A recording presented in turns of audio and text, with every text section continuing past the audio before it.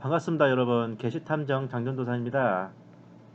여러분, 오늘 제목이 이제 꿈에서 본 에스겔 구장이고 부제는 잉크통을 찬 사람이라는 좀 이해 안 되는 제목이죠. 오늘은 제가 뭐 다른 분석이나 뭐 추리나 강해 이런 게 아니라 제가 꿈을 꾼 얘기를 한번 해드릴게요. 게시탐정도 꿈을 꾸냐? 라고 말하겠지만 저도 사람이에요. 뭐 가끔씩은 그럴 때가 있지 않겠어요? 아, 뭐 저는 그냥 제가 꿈에서 본 얘기만 쭉 해드릴 거고, 뭐 여기에 특별하게 무슨 의미를 붙이는 거는 제 맘이에요. 제가 꾼 꿈이니까. 또 여러분들 함께 한번 생각하는 시간이 좀 됐으면 하거든요. 그러니까 일단은 제가 꿈에서 본 얘기가 그 에스겔 9장에 나오는 상황과 굉장히 묘사가 비슷해서 지금도 굉장히 좀 기억에 많이 남는 꿈입니다. 꾼 지는 한 2주 약간 넘어가는데 꿈속에서 흐르는 시간이 몇 시간 동안이나 계속 제가 겪었기 때문에 이게 너무 생생하게 기억이 나요. 심지어 꿈에서 깼을 때 제가 굉장히 피곤했을 정도로요. 그래서 좀 뭔가 좀 이게 의미 있는 꿈일 것 같아서 여러분들과 함께 나눴으면 합니다. 그 들어가기 전에 여러분들에게 잠깐 말씀드리겠어요. 뭐 지금이야 우리가 보는 주님의 말씀은 뭐 네가 봐도 내가 봐도 누가 봐도 성경책이죠. 이 성경, 정확히 말하자면 구약 39권과 신약 27권으로 이루어진 정경 66권입니다. 그런데 아직 이런 성경이 완성되지 못했을 시절에는 뭐 율법서나 모세오경 같은 것 정도는 파피루스나 양피지 두루마리 꺼내 들고 읽었지만 그 외에 단편적으로 주님께서 말씀을 내려주실 때가 있었어요. 군대에서도 작전을 할 때 최초에 이제 각 부대의 임무를 지정하며 내려주는 기나긴 작전 명령이 있고, 그렇게 작전에 들어간 후에 작전 실시간에 급변하는 정세에 따라 지휘부에서 이제 긴급하게 판단을 내려서 간략하게 던져주는 단편 명령이라는 게 있습니다. 율법서와 모세오경이 작전 명령이라면 이 단편 명령에 해당하는 것들, 이름하여 선지자라는 분들이 전해주신 계시입니다. 유명한 CCM 찬양이 있죠. 마지막 날에 내가 나의 영으로 하는 그 노래 있잖아요. 그 후렴 가사를 보시면 자녀들은 예언할 것이요 청년들은 환상을 보며 아비들은 꿈을 꾸리라 주의 영임하면 이라는 대목이 있어요. 이 가사는 요엘서에서 따온 구절입니다. 참고로 이 찬양 부를 때 자녀들은 예언할 것이요 할 때 뒤에서 누가 예언할 것이요 하고 코러스 넣는 사람들 꼭 있어요. 바로 이 말씀이에요. 요엘서 2장 28절 말씀. 그 후에 내가 내 영을 모든 육체 위에 부으리라. 그러면 너희 아들들과 너희 딸들이 예언할 것이요 너희 노인들은 꿈들을 꿀 것이며 너희 청년들은 환상을 보리라. 오순절에 이루어졌죠. 이 예언의 말씀이. 정말 유명한 말씀이고 이 구절에 의해 수많은 계시 사역자들과 계시 노름꾼들이 메뚜기 때나 황충 때처럼 창궐하기도 했습니다. 메뚜기나 황충이나 그게 그건데. 자, 자녀들은 예언할 것이요. 누구 어린 종들, H군, K양, 진군이니 뭐 이런 애 있잖아요. 청년들은 환상을 바로 좀 나이 좀 젊은 청년 계시노름꾼들이 있어. 아비들은 꿈을 꾸요. 나이 든 계시노름꾼들. 이런 자들이 과거 92년 시한부 종말론 사건부터 시작하여 그야말로 물 만난 고기 때처럼 들불처럼 일어났던 게 사실입니다. 뭐 그런 부작용은 차치하고라도 어쨌든 성경 말씀 외에 하나님께서 단편적으로 내려주시는 말씀은 요 구절 하나로 딱 정리되잖아요. 예언, 꿈과 환상, 이 예언을 달리는 계시라고 합니다. 우리가 흔히 말하는 성령의 9가지 은사 중에 있는 예언의 은사는요. 그게 예언이 우리가 생각하는 그 예언이 아니래요. 그러니까 우리는 예언자 노스타다무스 뭐 할 때 그 예언이란 글자 생각하는데 한자가 다르다고 합니다. 예언의 은사라고 할 때 예언은 이 예언의 은사 할 때 쓰는 예언 한자는 예언자라고 할 때 그 예언과 한자가 달라요. 그래서 실제로 그 예언의 은사의 의미는 설교하는 은사라고 합니다. 그러니까 봐봐요. 누가 예언할 때는 옆에 사람들 입 다물고 있으란 말이 왜 그러냐면은 누가 이제 딱 앞에서 설교를 하고 있으면 다른 사람들은 조용히 하고 있어야 들을 거 아니에요. 그게 그런 뜻이라더라고. 아시다시피 뭐 요셉과 다니엘 하면 곧바로 꿈, 소선지서들은 대부분이 예언이죠. 요한계시록 하면 환상입니다.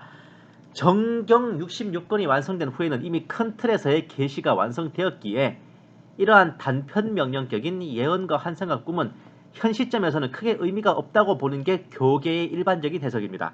혹자는 아예 이런 은사는 폐지되었다고 보기도 합니다만 본 계시탐정은 폐지를 논하는 것까지는 오봅니다. 계시나 환상, 꿈은 다만 철저히 성경으로 검증해서 그 허와 실을 가질 대상이라고 보는 거죠. 검증해서 성경과 일치하면 따르면 되는 겁니다. 아니면 버리면 되는 거예요.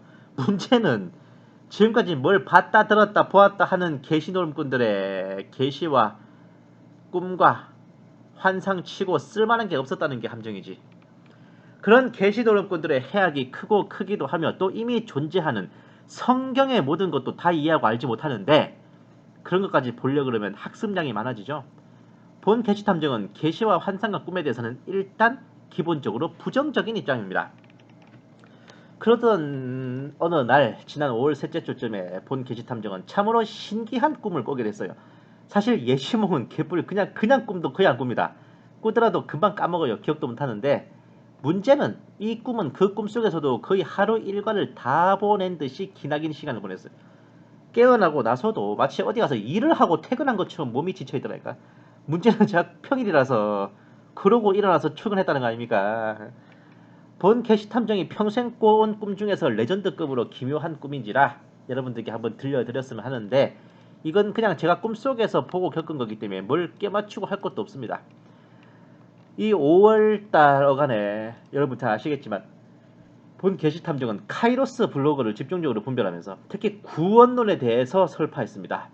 예수님의 십자가 보혈의 구속하심을 믿고 영접함으로 값없이 받는 구원 외에 개인의 행위와 정결함, 거룩함 같은 것을 믿음 위에 두고 강조하는 것에 대해 극히 경계를 했죠. 제가 그렇게 했는데 그리고 본 계시탐정이 지난 1년 반 동안 혼자 놀기 삼아 설렁설렁 방송을 만들어 오다가 정신 차려보니 구독자 숫자가 늘어나 있더라고.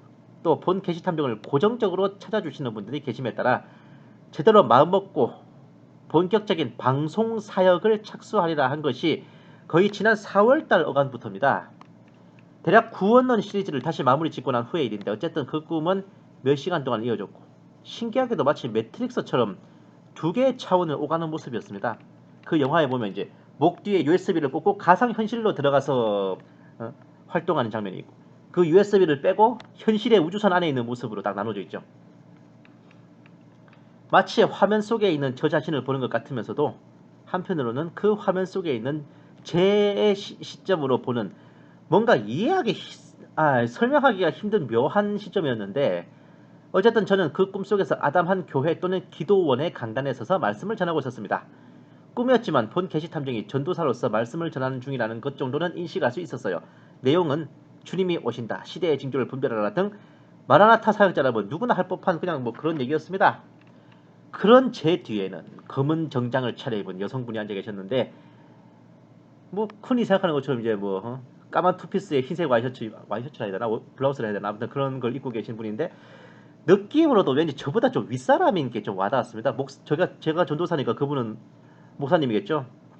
흔히 생각하는 담임 목사님 이미지와는 다르게 좀 젊은 분이셨습니다. 그렇지만 젊어봤자 저보다는 많아 보였는데 신기한 건 이 부분 좀 웃길 수도 있어요, 여러분.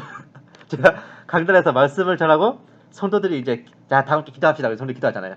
근데 성도들이 다 눈 감고 기도할 때 저는 그분을 향해 살짝 몸을 뒤로 돌려서 입모양으로 나 잘했죠 라고 하자 그 여자 목사님이 손으로 하트를 막 그리면서 미소를 지으시더라고. 정확해요. 나 잘했죠. 정말 애교스러운 발음이었습니다. 이 본 게시탐정은 굉장히 애교가 많은 스타일입니다. 예? 그 하트를 보며 저는 더할 바 없이 기쁜 마음에 활짝 웃어 보였는데 딱 그 순간에 장면이 확 바뀌었어요. 어딘지는 모르겠지만 이 사무실 같은 데서 이제 책상에 앉아 있는데 제 뒤에는 좀 부하들로 보이는 장정들이 줄지어 서 있고 저는 책상에 앉아서 제 앞으로 날라져 오는 카드들을 살펴보고 있었습니다. 그냥 손바닥만한 카드예요. 근데 신기한 건 저나 그 건장한 무사들의 옷차림이 전부 스타워즈에 나오는 제다이 기사 또는 중세시대나 조선시대나 입을 만한 도포, 두루마기 같이 뭐 좀 펄럭펄럭거리는 옷이었다고요. 다들 칼을 차고 있고 이제 저도 제가 앉은 의자 옆에 칼 한 자루를 이제 꽂아두고 있었어요. 카드에는 이제 간단한 신상 정보와 함께 내용이 적혀 있는데 저는 신상 정보는 못 봤습니다. 기억이 안 납니다. 그 밑에 부가 설명은 기억나거든요. 내용인즉슨 어떤 사람들의 카드에는 이렇게 적혀 있었어. 예수님의 십자가 보혈을 의지하여 그 믿음만 갖고 나옵니다. 예수님의 죄사함과 그 구속의 은혜만 단단히 믿었습니다. 오직 예수님만 영접하고 예수님만 믿고 나왔습니다. 이런 식으로 기록되어 있었어요. 또 어떤 사람들의 카드에는요. 예수님은 믿지만 그걸로 부족해서 제 행위를 더했습니다. 예수님 믿는 것만으로는 불안해서 제가 더 거룩하게 살았습니다.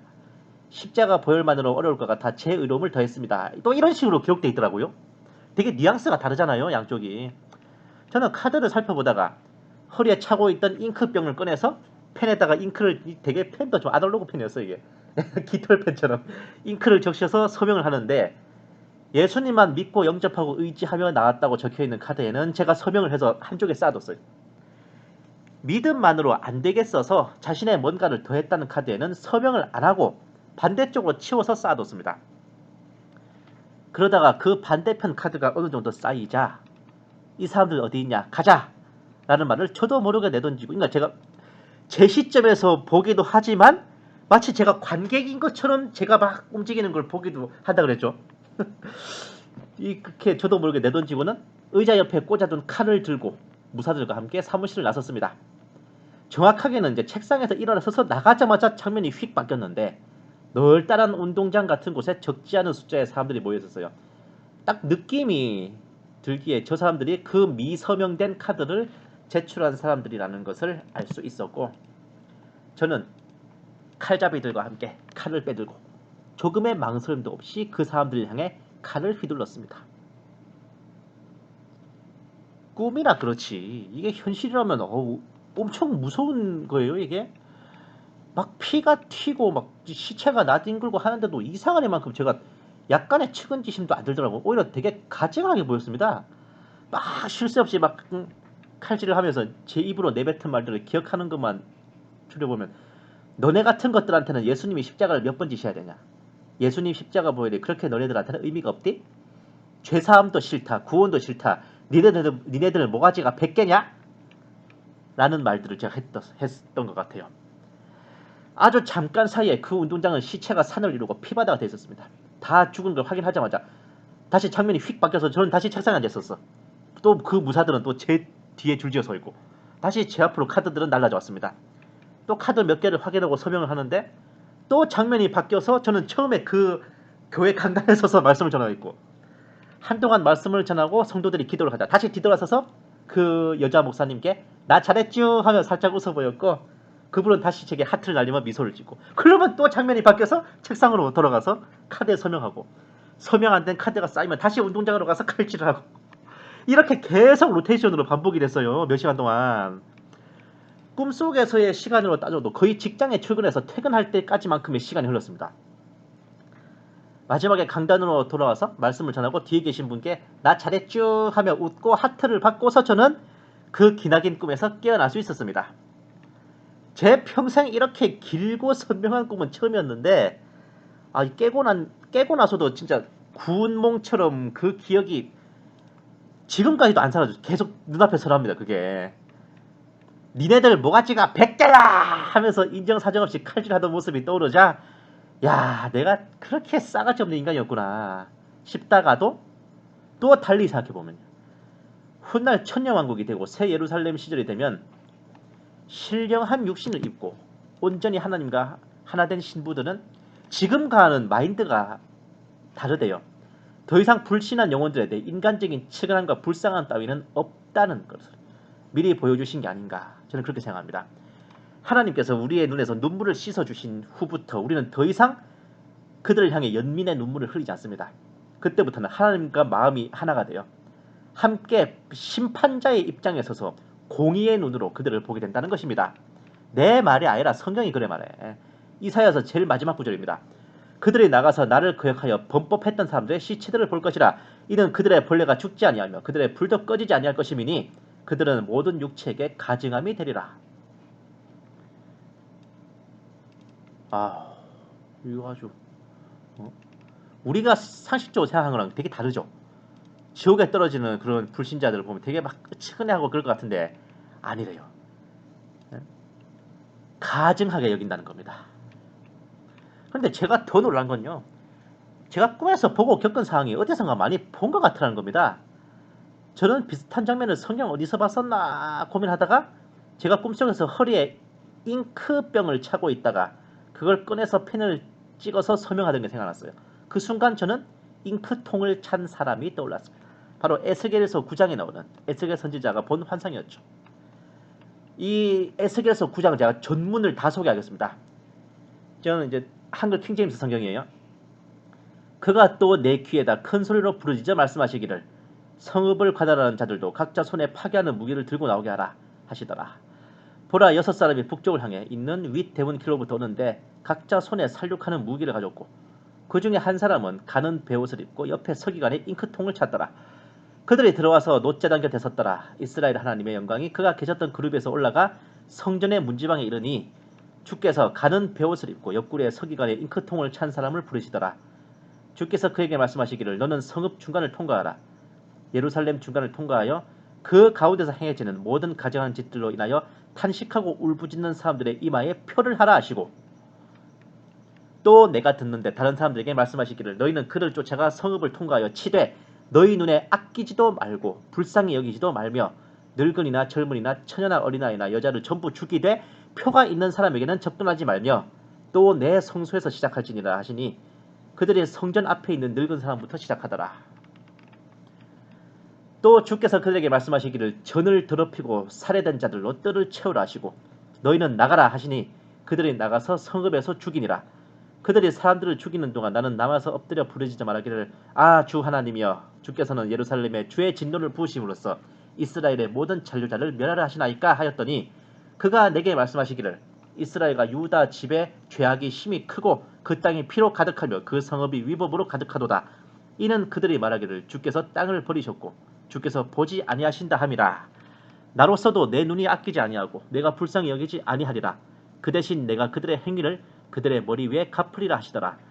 보라 가는 베옷을 입고 옆에 잉크통을 찬 사람이 그 일을 보고하여 말하기를 주께서 내게 명령하신 대로 수행하였나이다 하더라.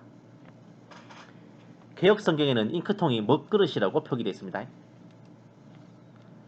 하나님께서 그분의 종들을 시키셔서 참 성도들에게는 표를 하여 보호하고 가증한 자들은 모조리 없애라. 마치 유월절 때 같죠. 문설주에 양의 피를 바른 집은 천사가 지나쳐간다 이거죠.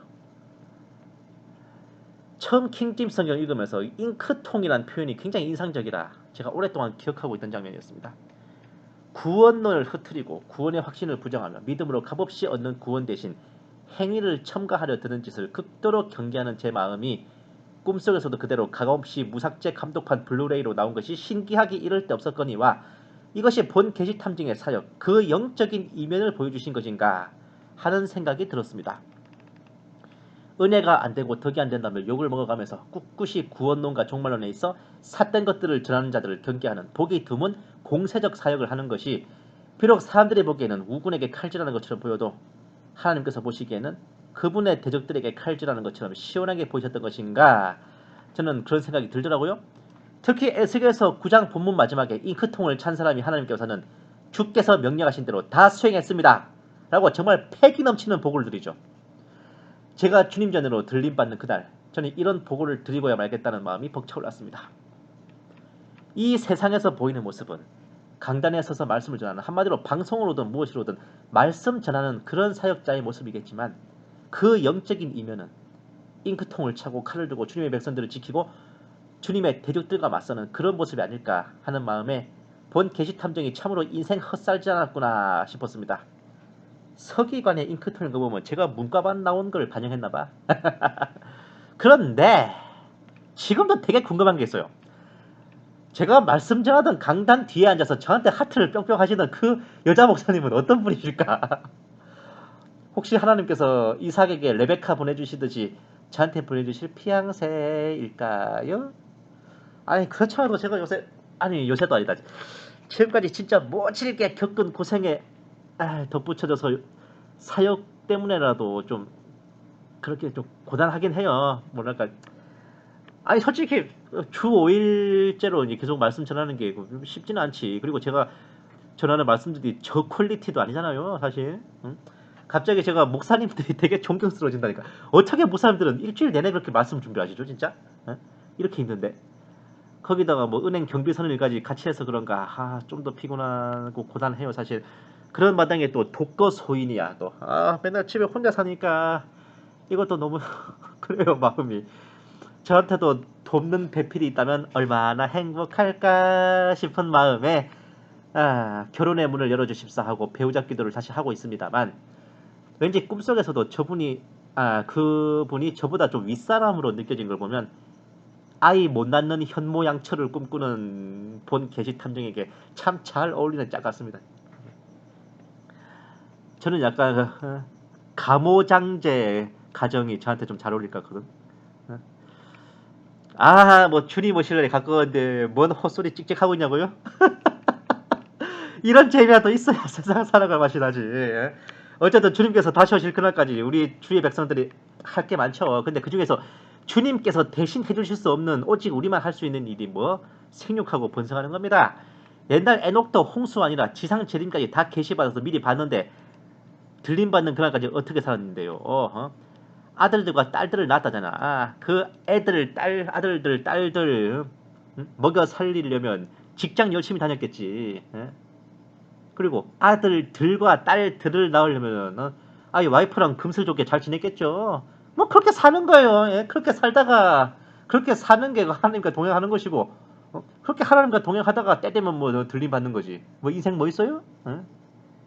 아니 뭐 시작은 에스겔 9장 잉크통천 천사 얘기를 뭐 멋있게 시작했다가 끝을 왜 이상하게 끝나냐고? 이래서 저는 그렇게 거룩함이란 감정을 오래 유지하기 힘든가 봅니다. 굉장히 아주 평형을 잘 맞추는 사람이야 내가. 감사합니다. 게시탐정 장전도사였습니다.